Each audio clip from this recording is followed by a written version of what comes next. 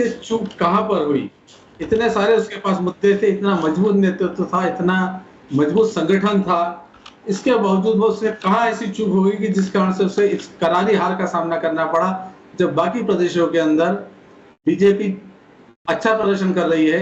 अगर यूपी को छोड़ दिया जाए तो बाकी जो हिंदी भाषी राज्य हैं, आसपास के राज्य हैं, उसमें बीजेपी ने अच्छा प्रदर्शन किया है। लेकिन राजस्थान के अंदर अचानक ऐसा क्या हो गया कि 3 महीने पे 5-4 महीने पहले जब विधानसभा चुनाव हुए थे, तब मध्य प्रदेश, छत्तीसगढ़ और राजस्थान में तीनों के अंदर एक जैसे नतीजे रहे थे। लेकिन अब स्थिति क्यों बदल गई है कि मध्य प्रदेश में सारी सीटें भाजपा जीत रही है, लेकिन राजस्थान के अंदर वो आधी सीटें ही जीत पाती है, आधी सीटें कांग्रेस के पास चली जाती है। तो एक बड़ा विश्लेषण का कारण रहेगा कि बीजेपी से चूक कहां हुई है, टिकट बांटने में चूक हुई है, अति आत्मविश्वास के कारण ये गलती हुई है, या कोई दूसरी वजह है।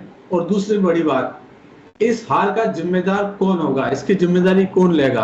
क्या ये कहा जा सकता है कि बीजेपी के केंद्रीय नेतृत्व पे जाएगा, मोदी सरकार के नाम पे चुनाव लगाया गया था उस पर जाएगा, या फिर प्रदेश सरकार के स्तर पर भी जिम्मेदारी तय होगी, प्रदेश संगठन के स्तर पर भी जिम्मेदारी तय होगी? प्रदेश संगठन की अगर सोशल इंजीनियरिंग की बात की जाए तो सोशल इंजीनियरिंग की भी बीजेपी में जरूरत है। ये बात पहले से तय थी, जब मंत्रिमंडल बना था तब भी जाट समाज में काफी नाराजगी थी कि मुख्यमंत्री अगर नहीं बनाया गया, उप मुख्यमंत्री अगर नहीं बनाया गया, तो जाट समाज को प्रतिनिधित्व नहीं मिला था। उसको लेकर उन्होंने काफी सवाल खड़े किए थे। ऐसे क्या मुख्य कारण रहे जिस कारण से कांग्रेस है उन्होंने अपना खाता खोला है? ऐसे क्या 5 कारण रहे? देखिए, कांग्रेस का जो खाता है इस बार 10 साल बाद खुलने के कई कारण रहे हैं। अगर हम रीजनल वाइज बात करें तो जैसे आप मानिए कि बीजेपी ने स्टार्टिंग में जो शुरुआत में 400 पार का नारा दिया था, जिससे पूर्वी राजस्थान के अंदर एक SC/ST वोट इनसिक्योर हुआ। हालांकि 2 चरणों के बाद बीजेपी ने वो नारा वापस ले लिया, लेकिन 400 पार का जो नारा है उससे SC/ST वोट काफ़ी शिफ्ट हुआ है, जिसका परिणाम पूर्वी राजस्थान में देखने को मिला है, जहां टोंक, सवाई माधोपुर, दौसा, करौली, धौलपुर और भरतपुर में कांग्रेस को जीत मिली है।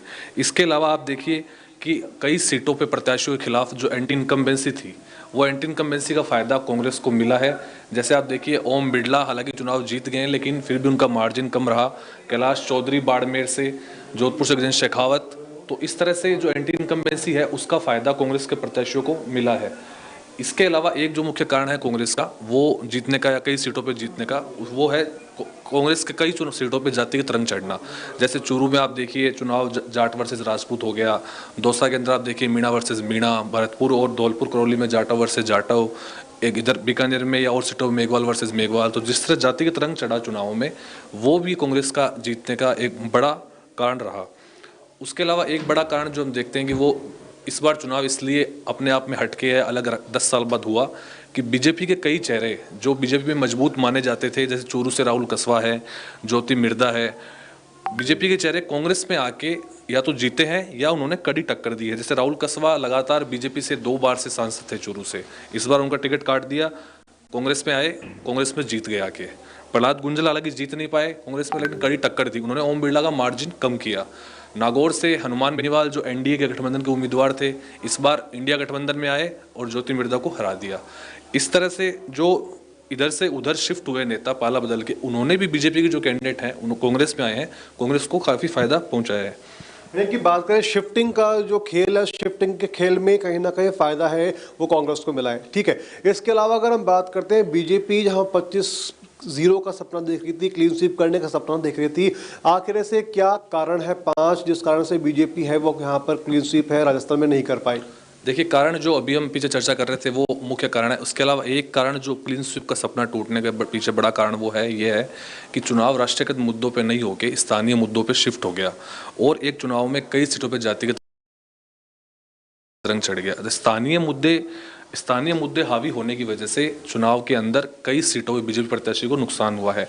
जैसे आप देखिए राम मंदिर, धारा 370 या जो भी राष्ट्रीयकृत मुद्दे हैं वो चुनाव में उस तरह फ्लोट नहीं हुए। इसके अलावा जो आरक्षण का मुद्दा है मेन, या संविधान बदलने की जो एक अफवाह जिस तरह उड़ी, उसका बीजेपी को इंडिया लेवल पे कई जगह नुकसान हुआ है और राजस्थान में नुकसान देखने को मिला है, क्योंकि राजस्थान हिंदी बेल्ट का एक पूरा राज्य माना जाता है।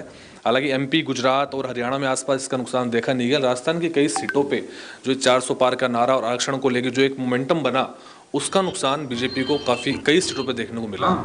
अगर बात कर लें 2014 के बाद 2019 और 2019 के बाद में 2024, तो आखिर कैसे 2024 के चुनाव हैं वो आगे तक बीजेपी भी याद रहेंगे? इसमें इस बार एक 2024 के चुनाव में एक जो नया इस बार जो हटके हुआ है कि कांग्रेस ने गठबंधन की जो रणनीति है उस पर काफ़ी अच्छे से मैनेज किया। कांग्रेस ने 3 सीटों पर गठबंधन किया, चूरू, सीकर और नागौर। जहां कांग्रेस गठबंधन के मामले में हमेशा कमजोर रही है, विधानसभा चुनाव में गठबंधन नहीं कर पाई, इस बार लोकसभा चुनाव में कांग्रेस ने गठबंधन किया 3 सीटों पे और टाइम से किया और प्रॉपर मैनेज किया गठबंधन को। और मैनेज करने का नतीजा आज ये है कि 3 सीटों पे इंडिया गठबंधन के उम्मीदवार जीत के निकले हैं। आपको क्या लगता है कि आगे की जो कांग्रेस की राजनीति है या फिर देश में इंडिया गठबंधन की राजनीति है, क्या ये इंडिया गठबंधन आगे देश के लिए कुछ नया कर पाएगा, या फिर ये बात करें कि क्या गठबंधन की राजनीति से ही कांग्रेस अपनी जीत बढ़ाती रहेगी? अब गठबंधन की राजनीति का आप देखिए, कांग्रेस का 11 सीटों की जो संजीवनी मिली है 10 साल बाद, उसका आप एक एग्जाम्पल अभी देख सकते हैं। गोविंद डोटासरा का जो ताज़ा ट्वीट आया है, डोटासरा ने ये कहा है कि हमारे जिन सीटों पे विधायक एमपी बन गए हैं उन सीटों पे दोबारा बाई इलेक्शन होंगे। डोटासरा ने ये ट्वीट आज ही कर दिया है कि राजस्थान की जो 5 सीटें हैं जहां बाई इलेक्शन होने हैं वहां के लिए हम तैयार हैं। तो आप देख सकते हैं कांग्रेस का जो एक मनोबल या जो उत्साह है वो किस तरह का है कि डोटासरा ने 4 बजे ट्वीट कर दिया है कि आने वाली जो 5 सीटें बाई इलेक्शन है उनके लिए हम पूरी तरह से तैयार हैं। हालांकि उन पे अभी प्रत्याशियों का नाम, कैंडिडेट सारे फाइनल होना बाकी है, लेकिन जो सीटों को लेकर जो उत्साह है जीत का, वो आप इस एक ट्वीट से समझ सकते हैं किस तरह का है। जीत के उत्साह के अगर दूसरी तरफ हम बात करें बीजेपी के तमाम बड़े लीडर्स को लेकर के, तो बड़े लीडर्स के कम मार्जिन से जीतने के आखिर ऐसे क्या कारण रहे कि वो अपनी सीट पर 2 बार सिटिंग एमएलए, केंद्रीय मंत्री होने के बावजूद भी वो कम मार्जिन से जीते?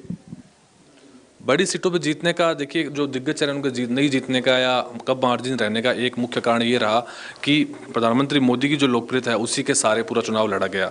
और ये जो नेता हैं गजेंद्र शेखावत, ओम बिरला, अपने क्षेत्र से थोड़ा कट हो गए, अपने क्षेत्र में उससे सक्रिय नहीं रहे। इसके अलावा लोकल जो मुद्दे रहे जैसे पानी का, ERCP का, वो काफ़ी हावी रहे। तो जो कांग्रेस के कैंडिडेट हैं उन्होंने उन्हीं मुद्दों पर चुनाव लड़ा और ये प्रधानमंत्री मोदी या राष्ट्रीयकृत मुद्दों पर टिके रहे, जिसकी वजह से जनता ने इनको काफ़ी हद तक रोकने की कोशिश की। जी, तमाम शुक्रिया आपका फिलहाल अवधेश। इसके अलावा हम रुक करते हैं फिर से जयपुर, हमारे संवाददाता नवीन